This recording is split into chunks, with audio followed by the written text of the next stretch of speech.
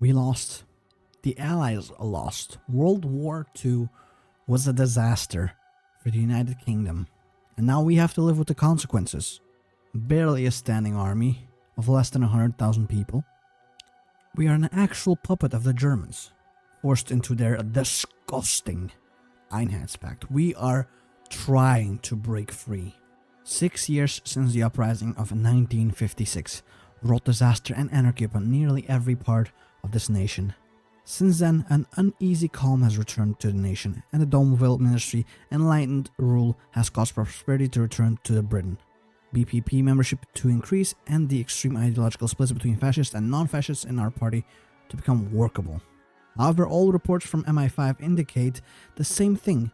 The HMMLR activity is increasing again, and these terrorists are beginning to re-emerge in areas where they have not been active since the uprising. Well, that's who we will be playing as. Start off by building up our country once more. I'm really just hoping for the best. In the name of His Majesty King Edward VIII, I hereby appoint the following members of the cabinet in the government ran in his name. Alright. Heavy rain was hammering loud on the windows of Downing Street when the booming gongs of Big Ben ran out across London 12 times, signaling the end of another day. That it was finally time for Prime Minister Barry Domville to go to bed. Running his old, somewhat shaky hands over his face, Domville let out a pained sigh as he looked down on the report before him. In a report which had mockingly devoured the past 4 hours of his life, and all but ensured he'd been getting no sleep at all tonight. This had been the third time he'd read it from start to finish, but the sheer trepidation and dread he had felt when first turning the pages never left, and only intensified. Her Majesty's most loyal resistance. The name alone was enough to send a disgusted shiver down the Prime Minister's spine. He remembered when he first heard it, in this very room no less, as he was meeting with his old friend and Prime Minister, A.K. Chesterton, in 1954. He remembered how they had both laughed at the ridiculousness of it all, at the very notion that some wide-eyed idealists and bitter remnants of the past could possibly pose a threat to the resurgent Britain and her watchful German allies. Now that very same report he had once laughed at sat in front of him again. Setting the report aside, Domville reached for his telephone and dialed the German embassy. He would not make Chesterton's mistake and pay the price he did. Oh no. Now was the time for action, to man the guns and prepare for battle. For Britain sails to war. This will also unlock something, apparently. A map mode. Ah, there's the map mode. Workshop of the world. We need to complete the Blythe power station in 500 days. Alright, I'm down to put some factories in here. And the Thames as well. Sure. Corporation owns a lot of our stuff, right? This is gonna be a bit complicated. Okay. Oh, and there's also corporate and ownership. Okay. I don't know what any of this means. I want to first focus on the national projects. There we go. Yeah, I played Britain way back when this mod just came out of like a 1.0.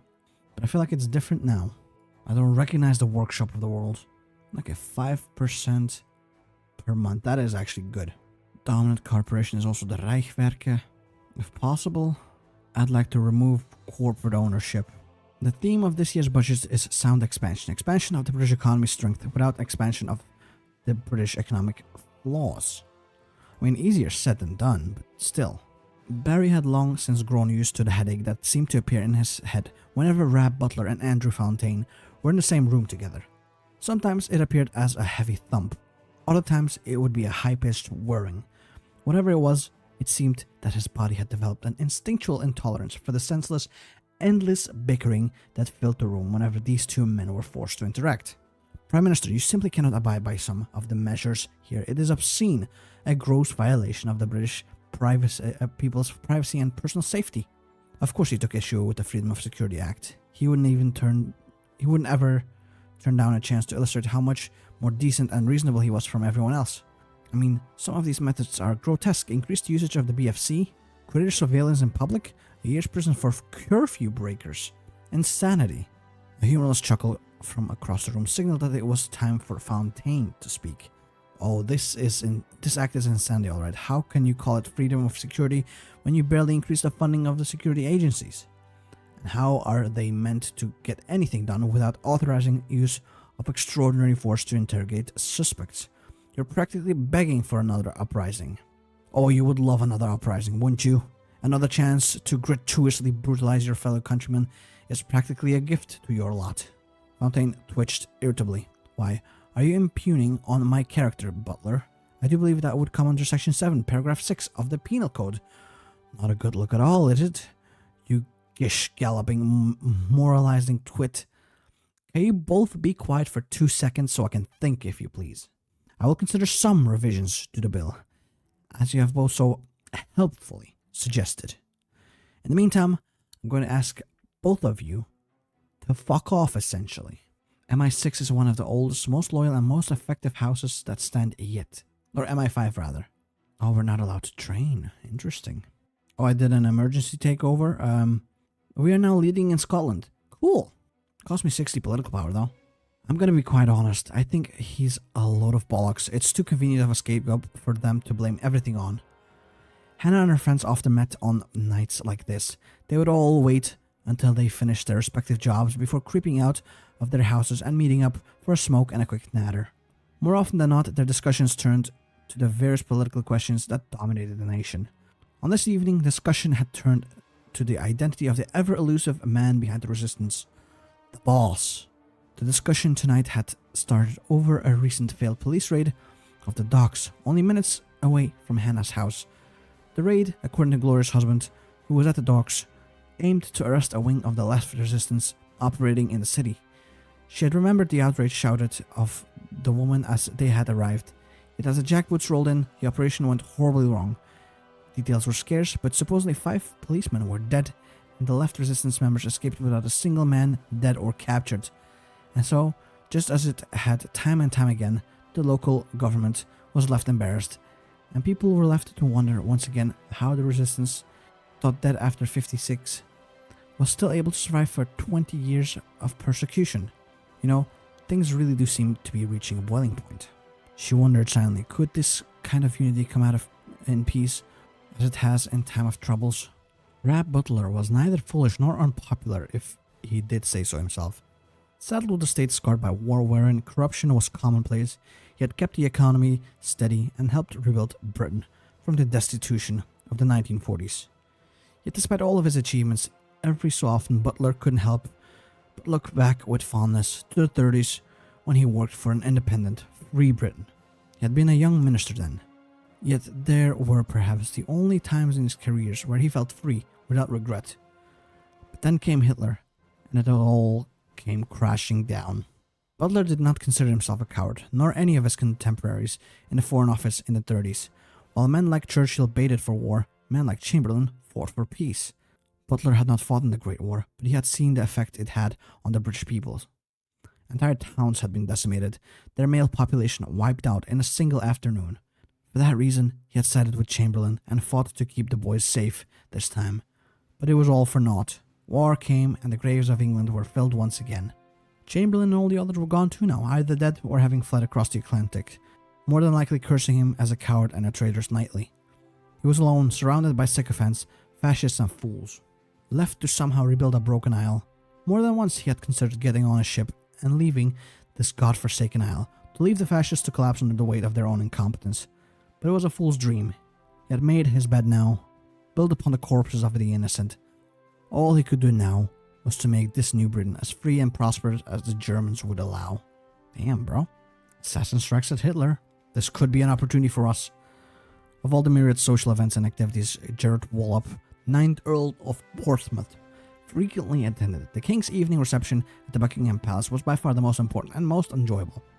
Surrounded by righteous men of his peerage, esteemed knights and dames, and of course His Majesty himself, it truly was perfection.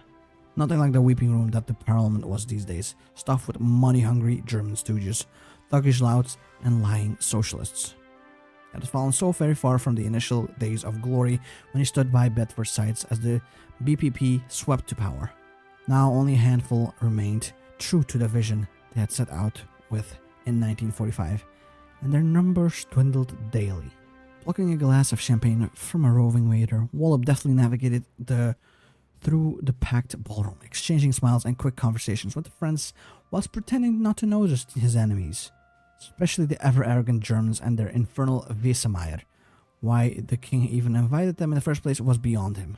Soon one of Bedford's ministers, awarded a barony for his service, approached Lord Portsmouth. Walp's initial enjoyment of their discourse started to sour, however, as it became clear that the ex-minister was approaching him not as an independent player in the game of British politics, but merely as a leading representative of the old guard. One excuse later, and Wallop was free of the man, sighing in relief, whilst he had a firm supporter of Domville and agreed that the old guard in many places, he despite that his own ideas and ambitions were being crushed under the monolithic weight of the British fascism. England is but the king's men, the king's land and the king's coin. Don't worry, brother, we will get our independence. Barry sighed as he leaned into the chair at the head of the briefing room table. Opposite to him, Maxwell Knight stood, silently staring down at the table. With Domville seated, the remainder of the cabinet sat down at once. Gentlemen, it is no secret to all of you that Her Majesty's most loyal resistance, or as they are commonly known, the HMMLR, is the largest known internal threat to our government. Following the Prime Minister's orders for me to expand our understanding of them and their weaknesses, I have handed this task to my most capable subordinate, Kim Philby, who will be briefing us all today. Mr. Philby. Thank you, sir. Now, I'll be honest, the resistance runs a tight ship. I've been unable to find much that we do not already know. Nonetheless, I shall lay out the facts we have established. They are a loose alliance between the left resistance led by Jack Jones and the Special Operations Executive under Fitzroy McLean. There are two things uniting these incredibly diverse groups. The first is a figure who we only know as the boss. The second is their desire for a free Britain. That's all we know about them on a broader scale. We have more information on a local scale, but nationally, that's it. What do you mean on a more local scale? We are currently looking into some of their cells in Essex, but nothing is for certain at the moment. I expect you to detain and execute these insurgents soon, and quickly too. Peter III, a black cat which sulked these halls, held an esteemed title, Chief Mouser of the Cabinet Office. Though a relatively recent tradition, the office of Chief Mouser has brought much joy to the bureaucrats and civil servants who work in this hallowed office. His formal responsibility is the protection of the 10 Downing Street against rodents and other pests. Informally, however, it exists so that the harried and overworked staff of 10 Downing Street had a cuddly little creature to comfort them. But it had been impossible to ignore how old Peter III had become. He had served dutifully in this post since 1947, when he was just a kitten, and in 1962 his efforts have notably slowed. He labors to jump up on desks that a younger Peter would have exerted little effort.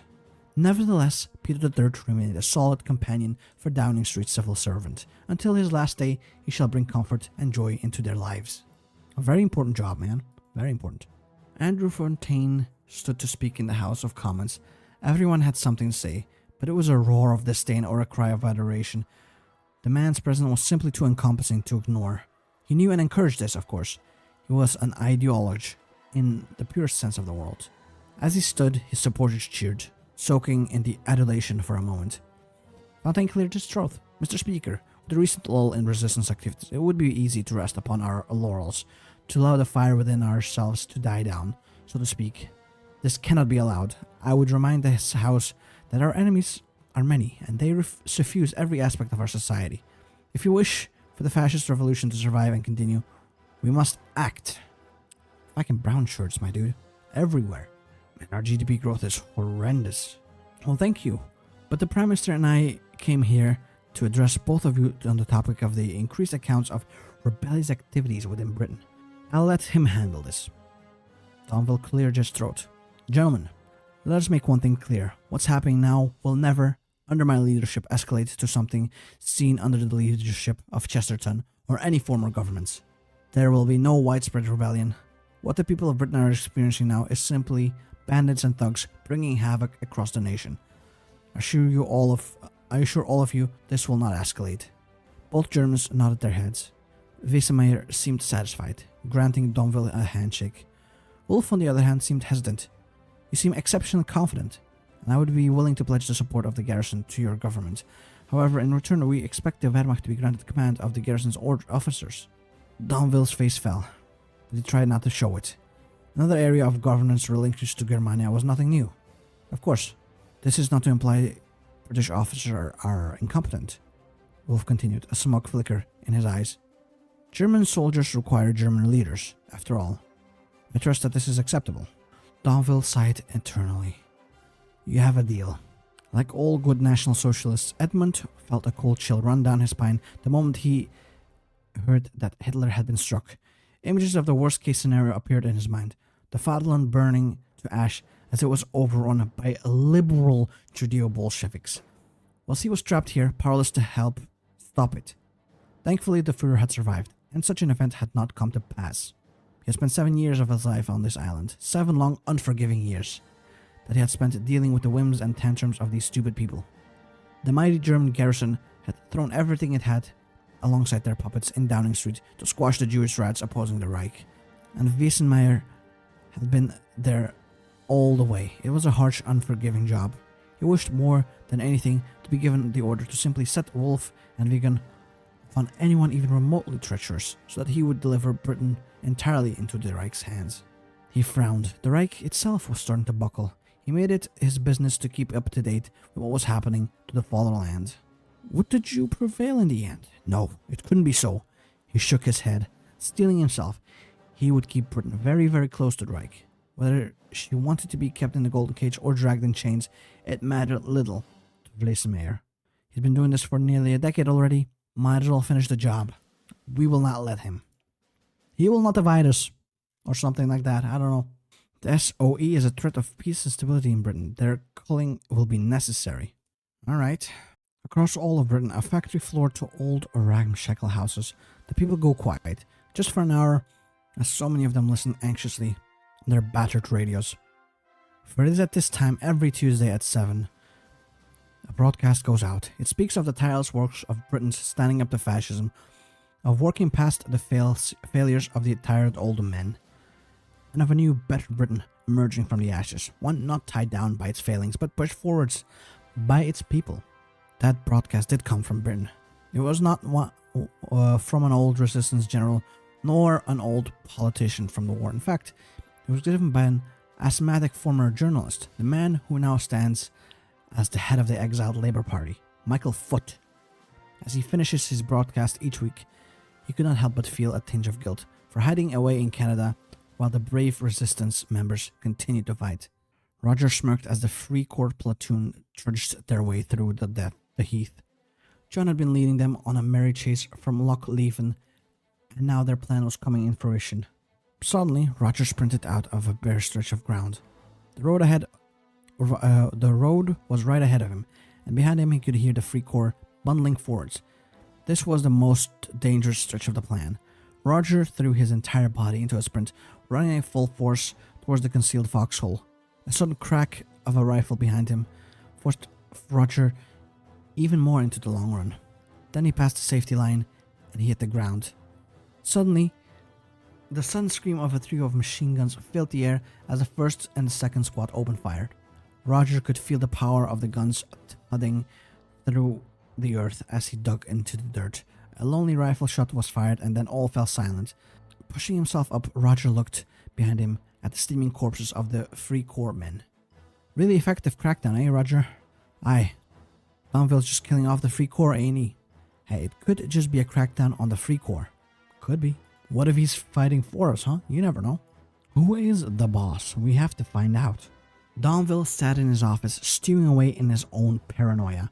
Day after day, more reports came in, reporting new attacks from the resistance, where the culprits struck in an instant and then seemingly melted away into the shadows. These brutal massacres he was seeing from sunrise to sunset, the Prime Minister was starting to reach a breaking point. He needed the man at the center of it all, the boss, the leader, whatever the hell they called themselves. They needed to be gone. There was only one man he could trust to properly settle the matter. Drink? Danville asked. Knight shook his head. Very well, he said, still standing. Maxwell, you're here for only one reason, and I'm sure you can understand why. Knight shook his head. Everything on the paper you sent that could have been related was redacted from my eyes, I'm afraid. So no, I'm unaware. Letting out a cough, he started again. Maxwell, these reports of resistance activities that keep on appearing on my desk must stop. There's only one way to make that happen. You and the MI5 have only one objective. Look into the existence of the individual leading them. The boss, he's called. If they do exist, you find them and hang them by the neck for the British people to point and laugh at. You hear me? The Director General's face was impassive until the mention of the Resistance supposed leader, when he began to look much more interested. He stood up. I must admit, Prime Minister, I have been blighted by the existence of this individual as much as you. I swear to you I will track the boss down, and by the time I am through with him, the entire nation will know exactly who he is. Will they though?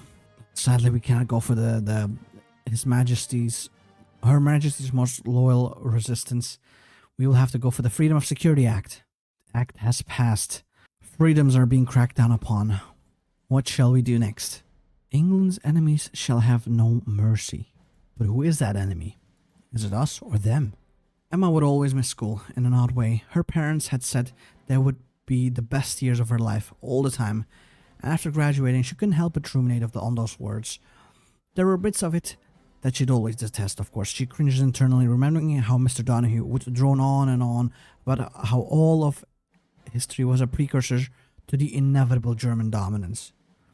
Where teachers paid more by the government to glorify the past, the girl's reverie was interrupted by a pair of arms gently wrapping around her neck. How's it all treating you, Miss Newly Graduated? Oh, it's going splendidly, dear. Yourself? She responded coyly. Elizabeth giggled, and her heart melted. All the better with you. They fell upon Elizabeth's bed, holding each other. They talked for what felt like hours, reflecting on what adulthood would hold, on what their future would hold. You know, I've spoken to old Bill a lot lately. The man at the bar. Oh, what for? He's not happy with the government. Elizabeth snorted. Who is these days? That's what he thinks, and it turns out that he has some other friends who also aren't happy with them.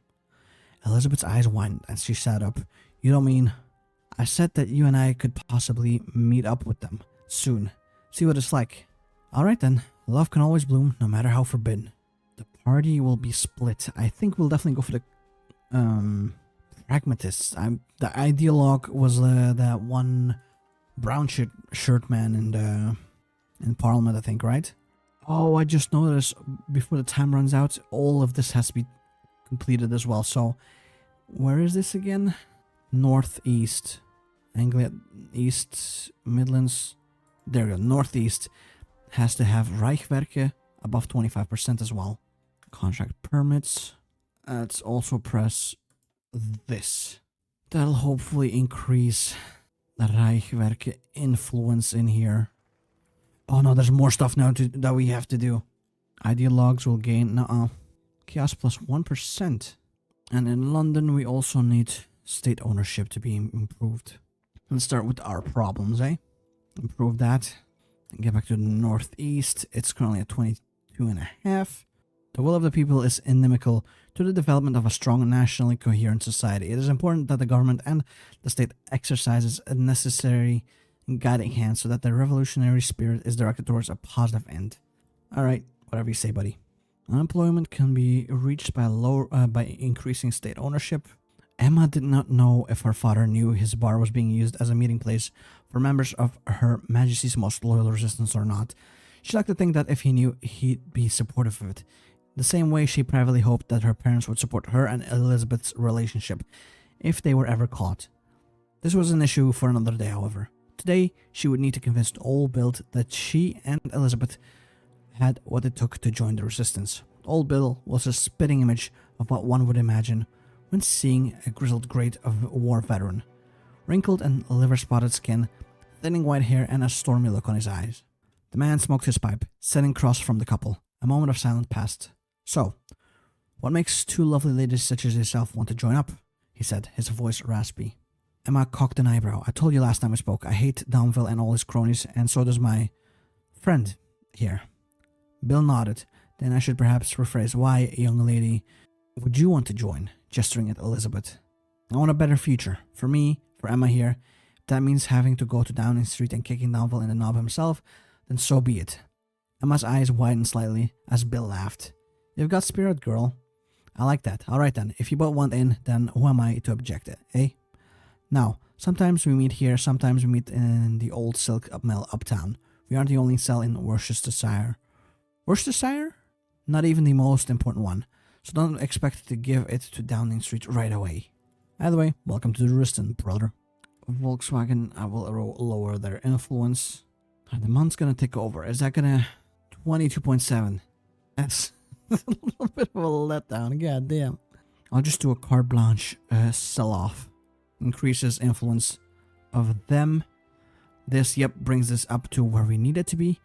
And now we need Thames Estuary Airport to have corporate ownership of 33%, and Northeast ownership needs to increase as well. State ownership in Northeast needs to increase. Okay, fair enough. Prime Minister, what can I do for you today? Said Lord Portsmouth, shaking his old friend's hand with a grin before reclining into one of his meeting room's immaculate leather sofas. What you can do, Lord Portsmouth, is something I think you'll enjoy very much. I know we sidestepped the issue last time we met about the Freedom of Security Act, but we simply cannot afford to ignore it any longer. The House of Lords needs a good cleaning, and you'll be the one holding the duster. At this, Wallop couldn't help but smirk. Finally, those pencil pushers in the Commons had at least realized the mortal peril the House of Lords, and by extension all of Britain, was in. Thank you, Prime Minister. Rest assured, I'll get your upper house back in shape soon enough. Good, good. See if you can't clip the wings of that upstart Fontaine and that weasel Butler while you're at it. The BPP is our party, Gerard, ours. We made it, and we'll bloody well keep it leading it, no matter what the others think. To that, Wallop could only smile, before he walloped one. So what else do we need? State ownership in Northeast needs to be high. Yeah, we're gonna rinse out Volkswagen. That pretty much fixed the entire Blythe Power Station B. And now we will focus on the Southeast, which is... I'm so bad at... There we go. British geography. We need state ownership above 50 and corporate ownership of 33%. So first, we'll pretty much take away AEG's influence, increasing our share dramatically, and then we'll sell off to corporations. That's what I'm thinking currently. Tax breaks on stamp duty, so I'll press this. We have some chaos, right? Damn, that's a lot actually, 8.5. I thought it was only 1. Let's get rid of some of them by dealing with our party. So London needs more corporate ownership, right? So this one. What else did it need? Southeast state ownership. Okay. That shouldn't be a problem. Danville remembered the first time he stepped into Germania. He was one of the younger ministers sent at the time, which was saying something, considering how old he was at the time. And vividly remembered stepping off of the plane and seeing the teeming masses all cheering the newly built capital.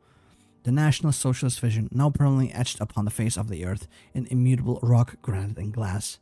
He had never truly bought into the idealistic side of things in that way, like some of the others in his party had. But he could understand where the crowd's joy came from. Constant propaganda tended to make one's view of erection of a sprawling ideological monolith to the greatness of your own country as nothing but a good thing. But as Danville put up his umbrella, as he walked through the streets of Germania, the fire was gone. In its place was a heavy, stagnant malaise that filled the air. The facade cracks. I mean, Germany is pretty much close to the end. Chaos has reached a new threshold. Oh, that cannot be removed, I guess? It's at 11%. How? Urge conciliation, sure. Oh, it keeps increasing more and more, I think. Bang, bang, bang. Emma sighed in frustration, reloading the rifle. This would be her third try. The green bottle sat upon the tree stump, completely undamaged, as if they were mocking her. She tried again, finally getting one. Yes. Well done, love, Elizabeth said, hugging her from behind. But your technique could use some work. Emma scoffed incredulously. Come off it, Lizzie. We're both beginners. It's not like you could do much better. Elizabeth only smiled sweetly. Bang, bang, bang, bang. Emma's jaws dropped as Elizabeth turned around to face her. She had shot all of the bottles on her first try. How's that for a beginner, huh? How? Father used to work with some rich men, and they went hunting trips together. Sometimes he would take me and show me how to do it. Can't say he would have expected me to be using those skills like this, though. Can you teach me? Of course, sweetie. Now your posture's all wrong. Whatever you say, buddy. Adolf Hitler had been a larger-than-life figure. His influence had shaped the world for decades. Undoubtedly one of history's great men. On a few occasions Zahnfeld had personally spoken to the Führer. His keen intellect and sharp wit had shone through with every word he said. Truthfully, it was almost captivating to see him speak. If Dom had not been told that this shriveled-up old man in front of him was Hitler himself, he would not have believed it. I mean, yeah, It's an end of an era. A way to sustain economic growth would be of use, certainly. Yeah, I think I'll focus on that. Donville should signed with Rab Butler. Why would I don't want Andrew Fontaine. He can suck it. Oh, it's time? Emergency takeover. Southeast, right? We need state ownership of 50 at least. It's currently at 25. It's not gonna quite get us where we need to be. It's a good start. And let's remove some more ownership. We're at 45 now. London needs more corporate ownership though. Like at least 33, right? Yes. Which we can easily do, I think. It really did irk Jane Birdwood, the second Baroness Birdwood, that she wasn't able to assume her husband's seat in the House of Lords after his death some months ago. It was bad enough that her in-laws' family still scorned her, even at the funeral, still in a huff for some reason about how she had torn their family apart, or something like that in having an affair with Baron Birdwood, then marrying him after he divorced a cow of a wife. As Prime Minister Donville finished his speech, Birdwood joined in the applause, some measure of for more German investment, no doubt proposed by that little rat Butler who was sitting next to the Prime Minister. The House of Commons was simply too common. For a woman like her, it had all been so wonderful when she was elected in 1953, getting to meet such titans like Chesterton and Donville, back when the proper sort of people still held dominance in both houses. Fontaine, that name echoed vehemently through her mind when she saw the traitor stand to give a speech of his own. It was men like him and Butler, along with their packs of cretins, who dominated the Commons. Most of their old friends had either moved up to the Lords or simply died. When it was time to vote for the bill, Lady Birdwood dutifully walked into the IE lobby, along with nearly the entire house. It was her duty as Education Minister after all. But she hoped for a little bit more in the future. We'll see if she'll ever get there though.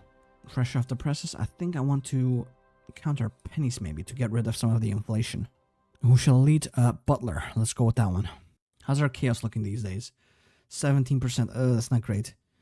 Expel troublemakers from the BPP. Yep. Then we're at 18% now. Let's press this button as well. Get even less chaos. A seat for the brute? No, keep the rabid dog chained. There we go. Corporation ownership has increased to above 33%. Now we just need state ownership to increase. By stealing from the Deutsche Bank. Damn it, chaos keeps increasing. This is gonna bump it down. It didn't? Oh, now we're stuck to... Oh, I see. So we're kind of stuck now. Urge a coalition. Click this one as well. There we go. Just have to make sure we don't get above this, because otherwise we'll be stuck there. Oh, 100% completion. Perfect. Now this can go down. We'll get thermonuclear plants. Okay, that's good at least. Unemployment will decrease by 0.1. Not bad either. But state ownership in, what is it, Southeast must increase. Southeast private ownership will increase. I don't want that, right? Not yet. Wait, what? Oh, is this a new one? Oh, this is the previous one. Never mind. Oh, we'll have to keep going everywhere. Okay, this is rough, man. Now, state ownership needs to... We're still in the progress of doing all of this. State ownership is almost there. There's just constant projects everywhere, huh? Southwest also needs AEG influence above 25. For which we'll give carte blanche, I think. Actually, that might be a bit difficult. The BPP conference will begin. That's good, at least. Oi, you, get back here, now. Shit. Someone had decided to snitch on them to the local police. Now the silk milk was a no-go. One moment it was fine, and the next the police were knocking on the doors. Who could it have been? She knew for a fact that it wasn't her. Lizzie, Old, Bill, Madge, Harry, or Tom. That left Ron, Harry, Cal, and Bob. It was probably Cal. Ratty little bastard always looked suspicious. Well, what's cracking off here then? Her blood turned to ice as she turned around and saw a ruddy-faced, balding man in a police uniform with a toad-like smile stretched across his face. Looks to me like he might be running away from something. Mind if you come back to the station and answer a few questions? She spat on his shoes, making his smile turn into a look of seething rage. He stooped a little. The officer never got to finish his sentence, as a rather beaten-up old car emerged from behind the officer, knocking him over. Taken aback, Elizabeth only realized who her savior was when she heard Emma calling her name from the car. You saved me. God knows what he'd have done. Bill contacted me. We've got a new place sorted in the old cigarette factory uptown. I'll get us there, and then we can relax. How many of these are there going to be? Pragmatists will also get some extra influence. That's good, and less chaos. What is it in Southeast that needs to be done? State ownership needs to be above 50. We're close to that. There we go. One more of these, I think, will be golden. Redefine the armed forces, of course. Leash to the wild dogs. Damn it, I accidentally pressed this button on the wrong tile. I have to wait 50 more days. But I'm close still, I'm close. Reopen training grounds. Let's do another emergency takeover. And just save up as much political power as we can whenever we can. These events will not keep showing up, giving us abundant political power. So I'm also just focused on the Werke. Oh no, a new crisis. It was late in the evening, and the cabinet of the United Kingdom was called in for an emergency meeting with the Prime Minister. All who could attend were quickly rushed through London's chilly streets to Downing Street, where Domville anxiously awaited them. To put it plainly, gentlemen, we're about to face the worst winter since the days of George II. Projections show that if we fail to act, hundreds could die of the cold as our energy grid is strained to the breaking point. In worst case scenario, the whole villages could freeze to death as the heating fails. We need to move quickly and mobilize our workers to increase energy output. With proper motivations, our miners could be able to temporarily increase our coal reserves enough that we can meet the increased demand. For once, I agree with you, Andrew. However, we should look to see if our German friends can't help us through this crisis as well. We are in a unity pact after all. They can't exactly refuse to help an ally in need. Alright, I'm very curious. There's the winter, yeah. We need to... 90 days? What the fuck? How are we supposed to do that? So Scotland needs to have state ownership of above 30. Isn't that already the case? Yeah, 39. AEG needs to be above 17? I don't know how to do this one. Okay, AG is above 70, good. AG in Northwest needs to be above 25. And state ownership above, okay. So corporations, I think I need to take emergency control over the Rijkswerke. There we go. Good thing I had the political... Dude, I told you like 5 seconds ago. Oh, actually, we've done it. We've done it. The winter, we will survive. Let's focus on taming the rural Britain. Because that will increase pragmatism as well. Search for the terrible twins drags on. We still haven't found the leaders of the resistance. Let alone Big Boss. What is Big Balls? Trying to bring the Queen back. We should almost be ready for the winter of 62. It's at 100%, so it should fall away, right? There we go. Overtime.